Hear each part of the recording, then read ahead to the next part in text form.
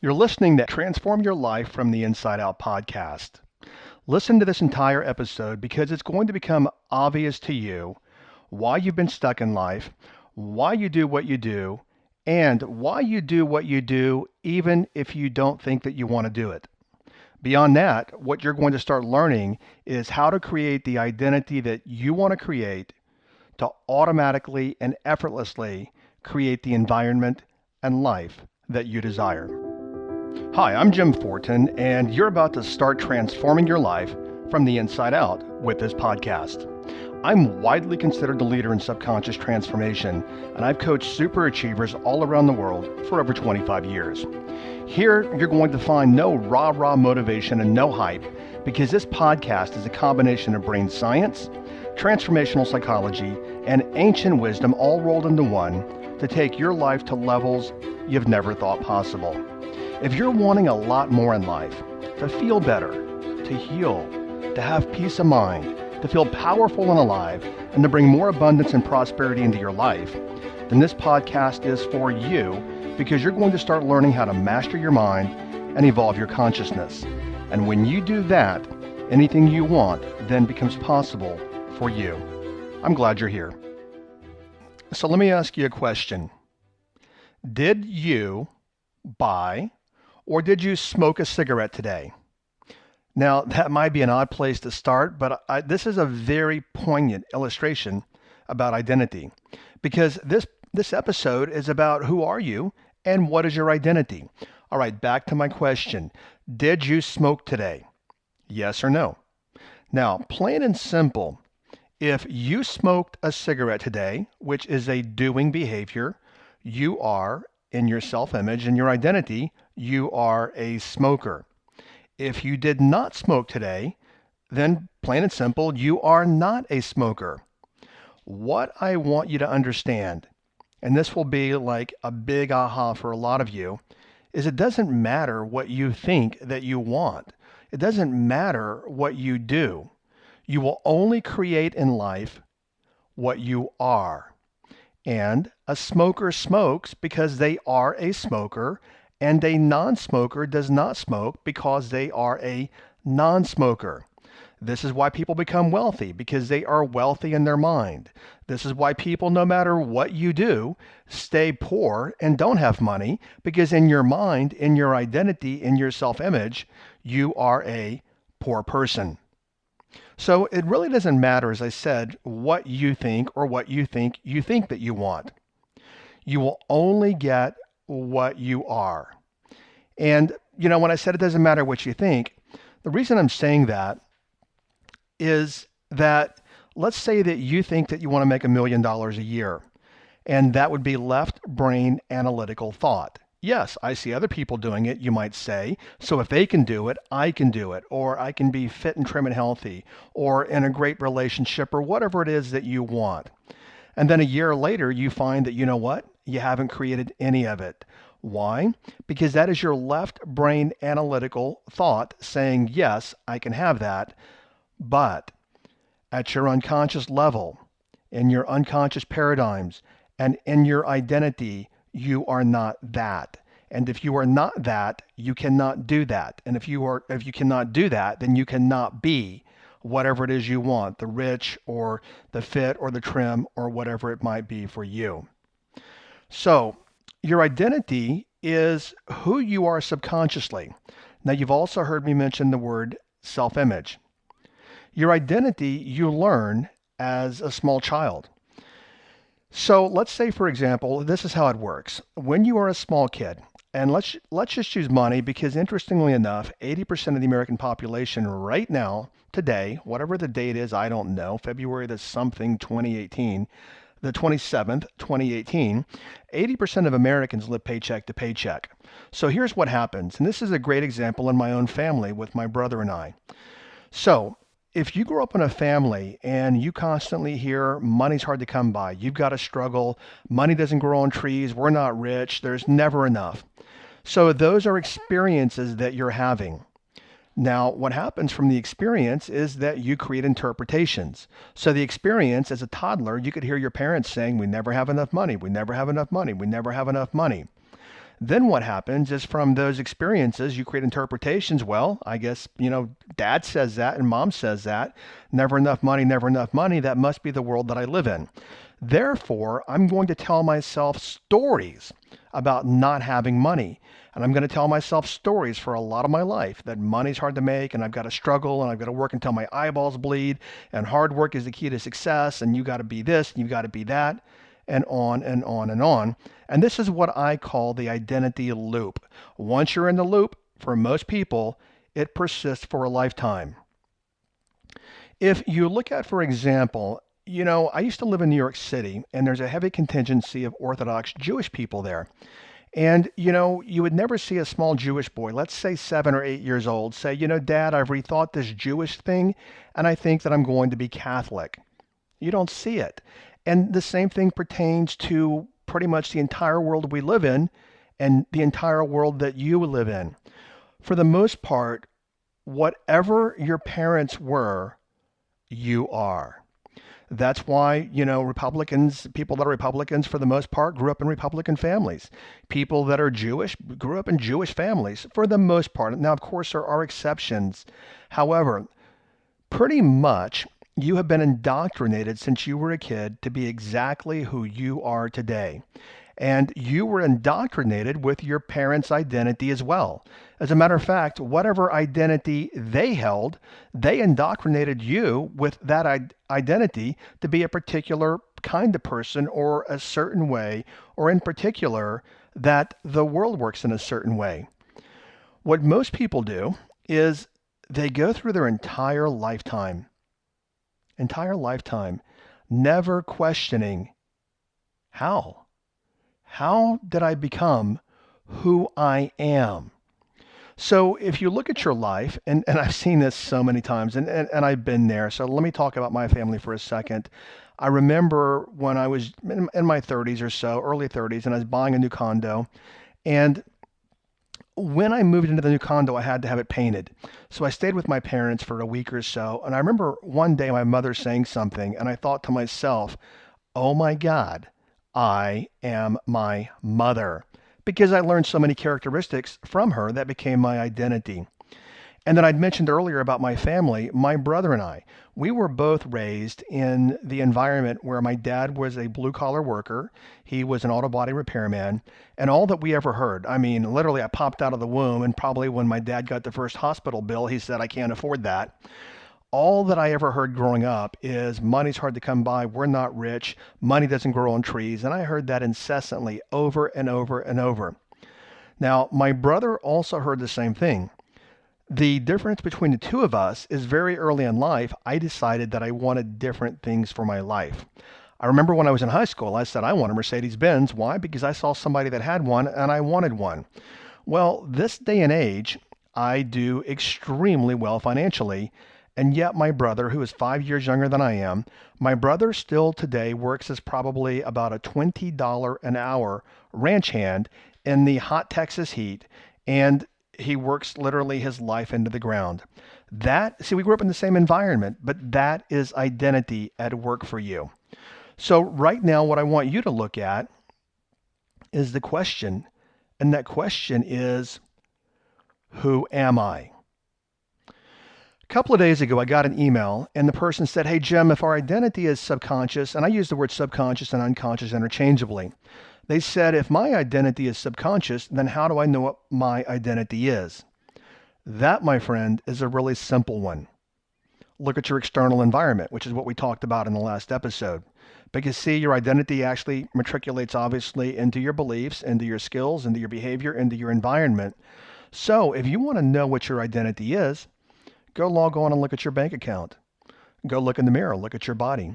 Look at the state of your relationship. Are you in an amazing relationship, or are you on your fourth marriage? So what you want to look for, and these are telltale clues, what you want to look for is, what are the patterns of your life? Do you actually lose a lot of weight and gain it back? Do you make a lot of money and actually, lose it? If you're like most people when it comes to money, we have what I call a money barometer, and that is related to our identity. If you're the kind of person, for example, you learn that you're the kind of person that makes 100 grand a year, that's pretty much what you will do every single year, year in, year out. Why? Because you're the kind of person who does that. Yet, for people that make millions a year, you do that because that is your identity. So I'm going to slow down here, and I cannot stress enough is that you can only do your identity. And if you want to know what your identity is, look at your environment. That will tell you 100% what your identity is. I remember, I don't watch a lot of TV, but I did enjoy American Idol when it was on TV, and I think it's back on now. And I remember one of the final seasons, there was this kid named Sam Wolf. And when I saw him audition, for some reason I have this uncanny ability, and I think it's because I'm reading body language, is that I can pick winners, and I've been very good at that. And I said, when I saw Sam Wolf audition, he's probably 17 or so, I said, that kid can win it. Even the judges said that kid can win it. Well, he was actually, I think he came in at number 5. And in the final episode, they had Sam Wolf on stage. And they also had a prior winner named Philip Phillips be on the final episode. And I watched Sam play, and he was very rigid, just very modulated. And then Philip Phillips walked out, and of course he had more experience, and he was probably 4 or 5 years older. He came out and just tore up the stage. Well, this is something that I want you to get, is that they both probably had, in I don't have a professional opinion. I mean, I'm not a music critic, but Sam did get to number 5, and even though it's a popularity contest, and the judges did say that he could possibly win, so the judges are professionals, and I believe them. So basically what the judges were saying is Sam is pretty good. Now, where am I going with this? Is I believe and I observe that Sam Wolf and Philip Phillips had very comparable potential. Yet, they're working from very different identities. Because Sam's identity was along the lines of, he had a lot of fear in his body language. So his identity probably was along the lines of, I have to be a certain way, or I have to show up in a certain way, whereas Philip Phillips showed up completely differently.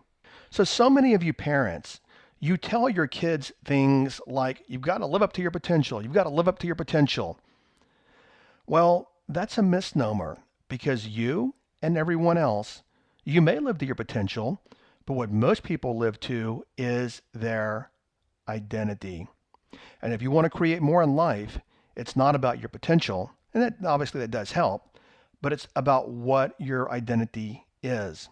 Because here's something that I want you to understand. You can never outperform your identity. Let's take this back to money again, and back to episode number 1 and all these, social media personalities.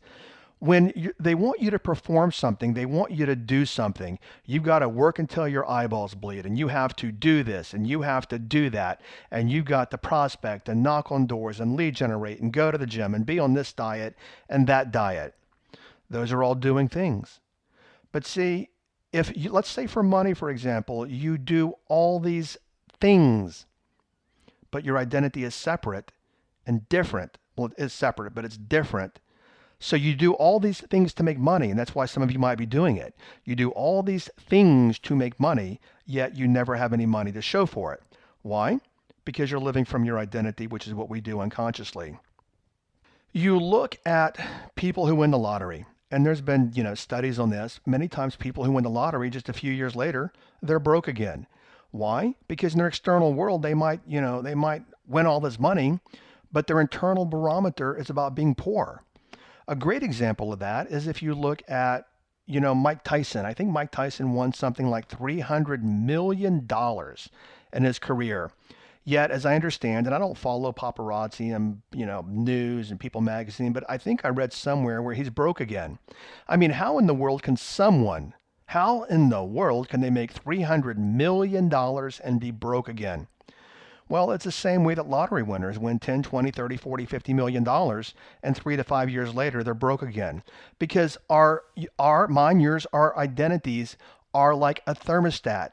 Whatever that thermostat or barometer is set at, that's what happens automatically.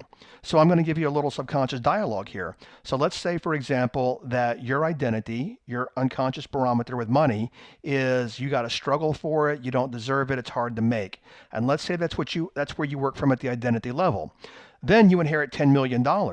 Well, what happens is a little subconscious speak here. The subconscious mind says, oh, no, no, no, no.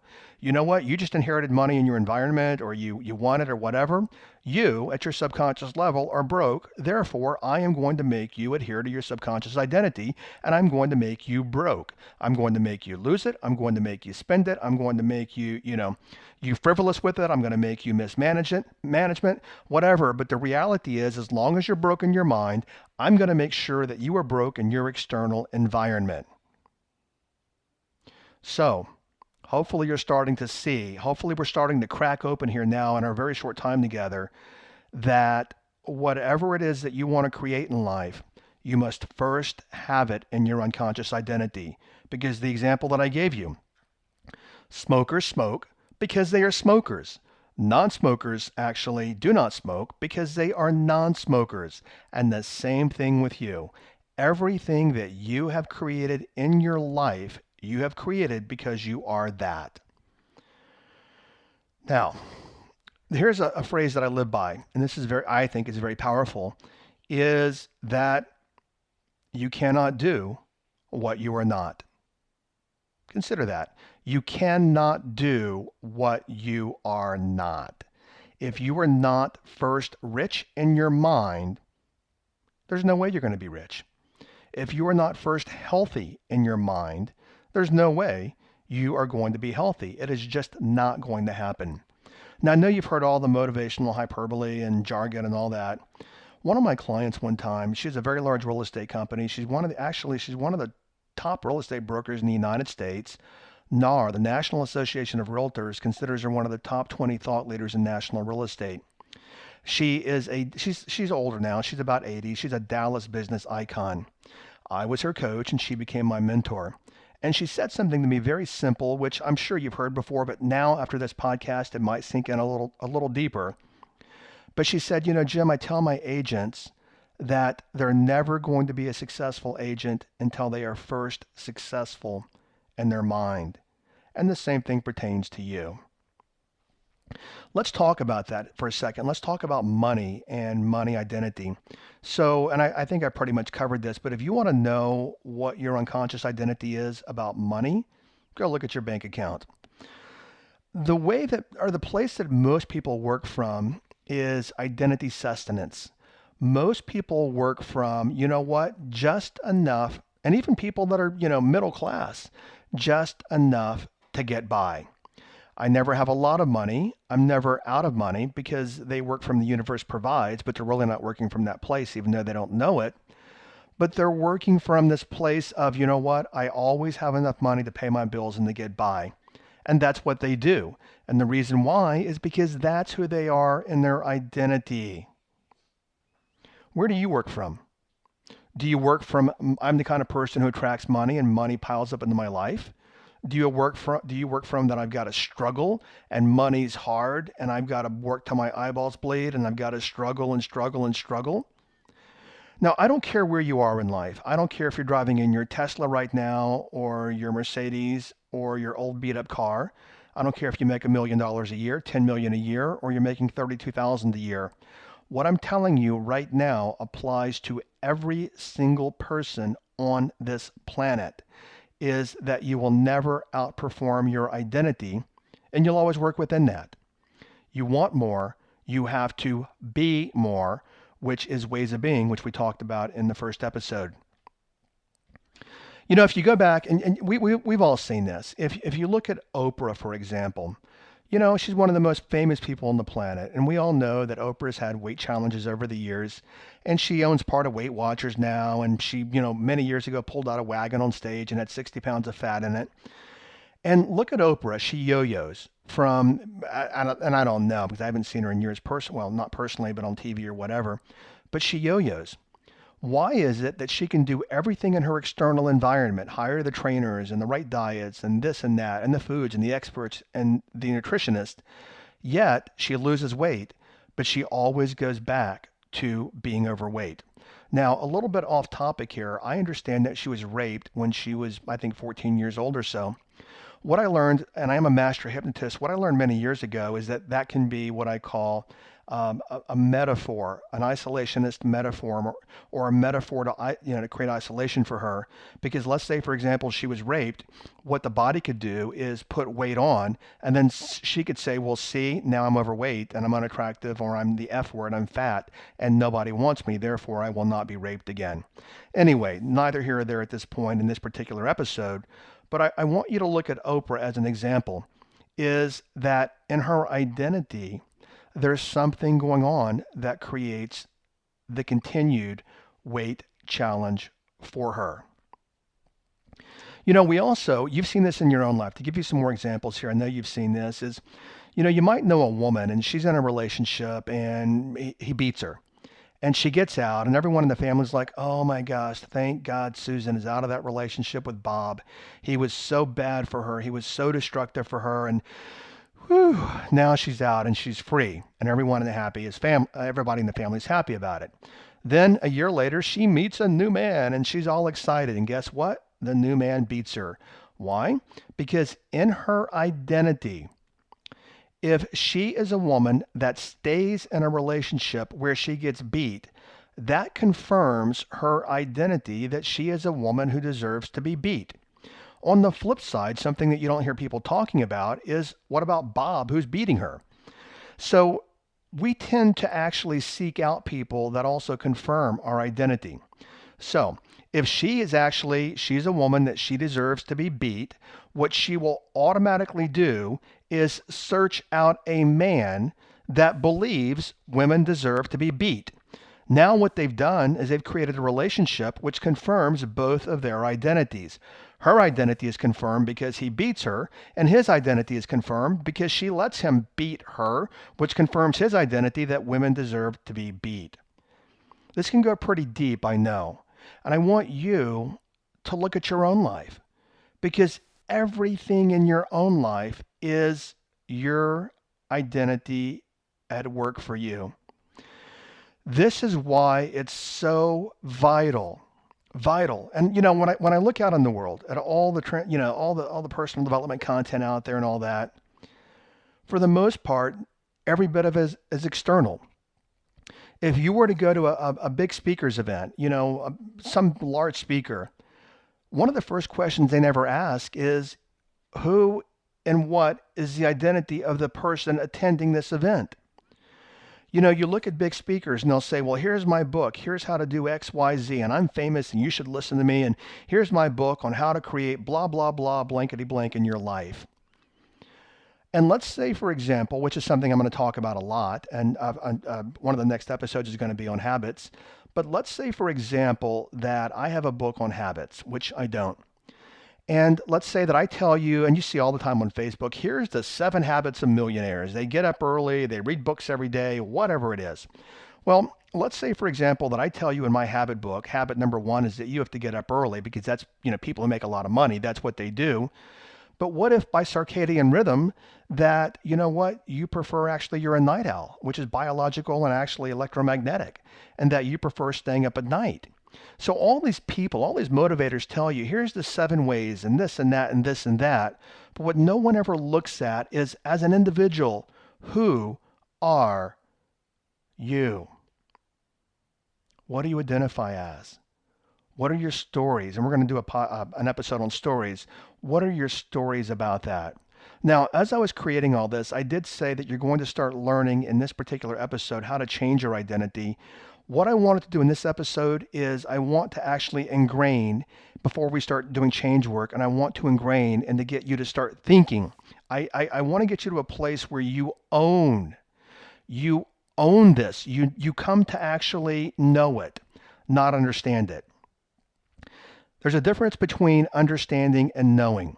And the example there could be is that, for example, I've never had a broken bone. Yet I understand what a broken bone is because I've seen it on TV and in the movies, and I've read about it in books and, biology class and everything else. But you know what? I understand it, but I don't know what a broken arm is because I've never had one. And if you've had a broken bone, you know what it feels like. So the purpose of this episode is to get you to start knowing, to know that you can never outperform your identity. And if you want to create more in life, which you do, and the fact that you're here means that you want to do that, you must own that what we have to start working at, which we will do as we go through the episodes, we have to start working on letting go of your old identity and creating a new identity for you. I think you probably already know by this point also the old, people telling you you've got to work harder and more hours and blah, blah, blah, blah, blah. That stuff doesn't work. Because see, if that worked, everyone who did that would make more money and they would live better lives. And that right there demonstrates that social paradigm is that you have to work hard to get ahead. You've got to work hard to be wealthy. That is a broken paradigm that pretty much the entire culture is caught in.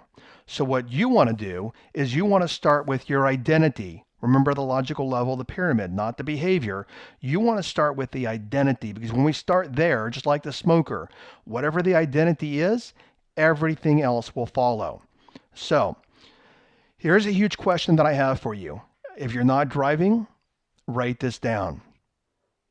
The question is this: what would be the identity of someone who already has what I want?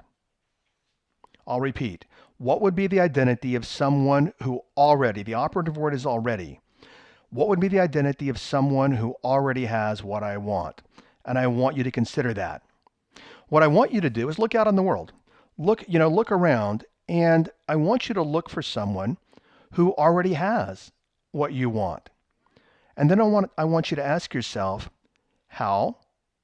How is their identity different than mine? What identity would I need? And then you look at, this is plain and simple. People make this really hard. Well, how do I get that identity? Easy. You start thinking that way. I once had someone actually mention to me, they said, well, Jim, can you help me here? Can you give me steps to being happy? And I had to giggle at that because the way to be happy is the way to be happy. There are no steps to be happy. You just be happy. Happy is a factory setting. We all know how to be happy. And when I say all, I shouldn't say all. 99.9% of us, we know how to be happy. But this person was looking for ways to build in extra steps, and she couldn't be happy till she had steps to being happy. Now, there's a whole different coaching lesson that went on there, but what I want you to get right now is I want you to ask yourself, what would be the identity of someone who already has what I want? Now, I know that also a lot of successful people, I coach, and they listen to me, and they're making $1 million, $2 million, $3 million, $4 million a year, $5 million, some 6, 7, and 8, and some even more. For the most part, most of us want to go to a higher stage in life. And the reality is, if you're making $3 million, but you want to make 10, the person making 10 most likely has a different identity than the person making 3 million. Just like a person making 300,000 has a different identity than a person making $30,000 a year. So your transformational takeaway from this episode is, what identity would I need to have to create blank in my life?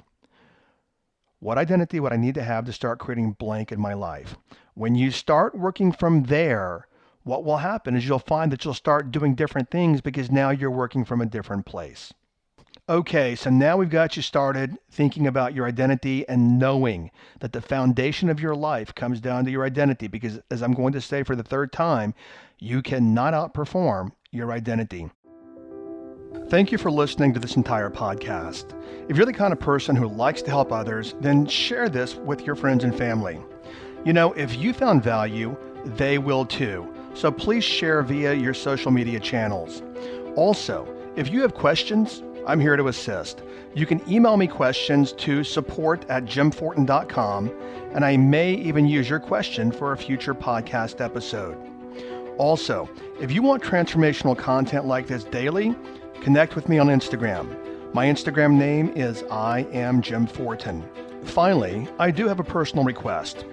I believe that we're all here to help others and to grow and evolve ourselves. Together, you and I, let's help more people. If you would please leave a review on iTunes, and a good one by the way. I'd be grateful, and through your assistance together, we can transform more lives. Thanks for listening.